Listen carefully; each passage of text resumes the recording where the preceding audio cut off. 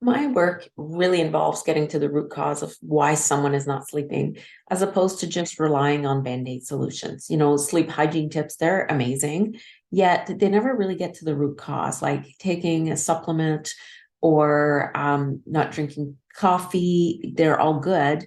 But what if that's not what is the root cause of your sleep issue? And so I came across an article a few years ago from Dr. Colin Espie called The Five Principles of Good Sleep Health. And they really helped me understand the mindset that needs to come along with the hygiene tips so that we can really make a difference in our sleep. And today I want to share those five principles of good sleep health with you and just kind of take each one with a little comment on each. So for those who don't know me, my name is Carol Richard. I'm the founder of the Sleep Success Academy, where I love helping sleep deprived individuals who struggle with sleep to get their sleep back under control. We look at the emotions that we feel. We look at the mindset, which is what we're doing today, looking at some of the mindset stuff that might be holding you back from sleeping. And we also look at our behaviors that we need to change. So if you want to join my email list and get a copy of your free guide, 5 action steps to improve the quality of your sleep, just go to my website right now, sleepsuccessacademy.com. The link is in the comment below as well.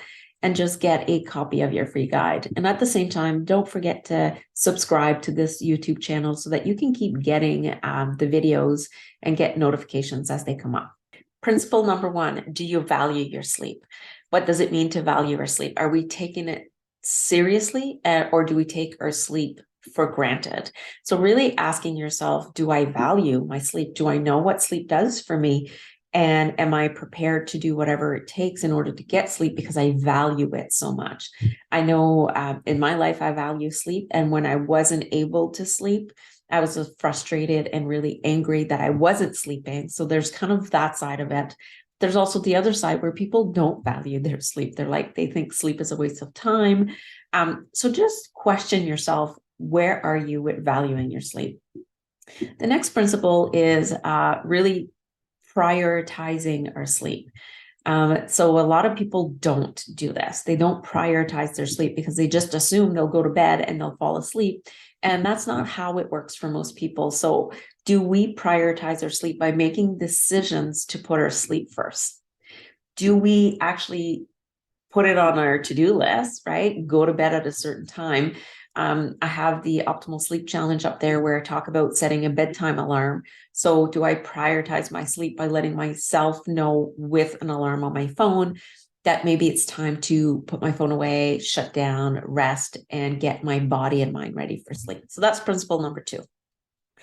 Principle number 3 is, do you personalize your sleep? So that's hard for some people sometimes, and other times it's easy because they don't know how to personalize their sleep. We're like, well, don't I just go to bed? And don't I need 7.5 hours of sleep? I'm told that that's the recommended, so I should get 7.5 hours of sleep. Do I need to go to bed early because I'm told that I should go to bed by 10 o'clock, say, because between 10 and 12, supposedly, I haven't been able to confirm this, but supposedly if you sleep between 10 and 12, you get more deep sleep. It feels like instead of 2 hours, it equals 4 hours of sleep. I don't know how true that is, but we hear all these things all the time. And so we get really stuck on how to personalize our own sleep. So this is my suggestion to you, is that you have to experiment. When you experiment with what the 6 hours of sleep feels like compared to what the 7.5 hours of sleep feels like compared to what 9 hours of sleep feels like in your body, in your life, then you get to decide. For me, it's 7.5 hours. I know my husband, it's 6 hours with the occasional 7.5 hours of sleep. I tried 9 hours because I thought, well, maybe if I get more sleep, I'll feel better. I felt worse. So really is for you to experiment. And I would also say experiment with the time you go to bed and the time you wake up. Like, what is best for you? There's nothing wrong with being a night owl, and there's nothing wrong with being an early bird, unless it doesn't work for you, unless you're forcing yourself to go to bed earlier when your mind and body's not ready. And so can you be okay with personalizing your sleep so that it fits in your life, that it fits in your circadian rhythm, that it just fits for you? So principle number 4 is, do you trust your sleep? This is hard for some people, especially even for me at the beginning, because I didn't trust that my sleep would come because I was a severe insomniac. So I didn't trust in sleep at all. What I know today is that we are biologically wired for sleep. And if we give our body and our mind the proper environment, the proper nutrients, the proper time outside in nature, just a proper unwinding in the evening, our bodies will sleep because we are biologically wired for sleep. So how can you do things to help you start trusting in your sleep? Because it will come. I know I've heard people say, oh, I had a night or two of bad sleep, but I know like now my body's really going to go into a deep sleep tomorrow. That's a beautiful, empowering belief to carry. But when you have a belief like I used to have, is like, oh my God, here we go, another night of not sleeping. I don't know how I'm going to make it through the day. I'm so tired. I'm going to need 5 coffees tomorrow instead of 1.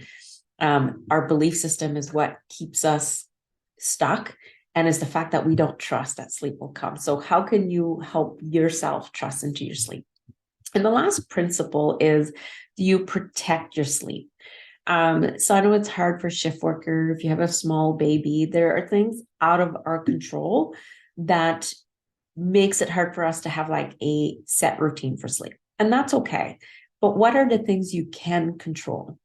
What's a predictable routine that you can have that allows you to control? So it's not necessarily that you're wanting to control sleep, is that maybe you control what time you choose to put your phone away. Or maybe you control, if you have a small baby, you control having more rest in the evening, or you control taking a nap when the baby does, so that you know that you won't be so sleep deprived. So that's what we talk about here as you control your sleep. And how do you protect your sleep? An example in my life, I go to bed and wake up pretty regular 9 to 5. On the weekend, I might stay up till 10, not often, but I do sometimes, and I might sleep until 6, but those are rare occasions depending on what's happening. And we have friends that come over and play cards every Friday night, and they know at 8:45 I'm kicking them out because I want my sleep. I value my sleep. I prioritize my sleep. I personalize it from 9 to 5. I trust that it comes when I do these things for myself. And then I really get into protecting it, because for me, it's important. And I protect it in other ways as well, as I don't take on too much stress in the day. I protect my sleep by choosing the last hour before bed to be really quiet. I do all those things in order to protect my sleep, because when I sleep, then I can do 10 times more the next day than when I don't sleep. So those are the 5 principles of good sleep health. Rate them from 0 to a 10. Do you value your sleep? That's true at a 10 for me, but maybe it was only a 2 before.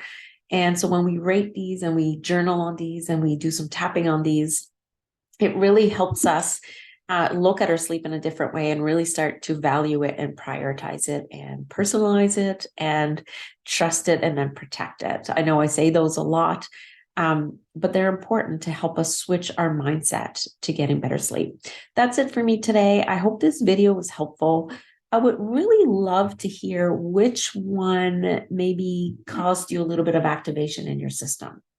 And I'm asking that in a gentle way, because then we know that's the one you have to work on.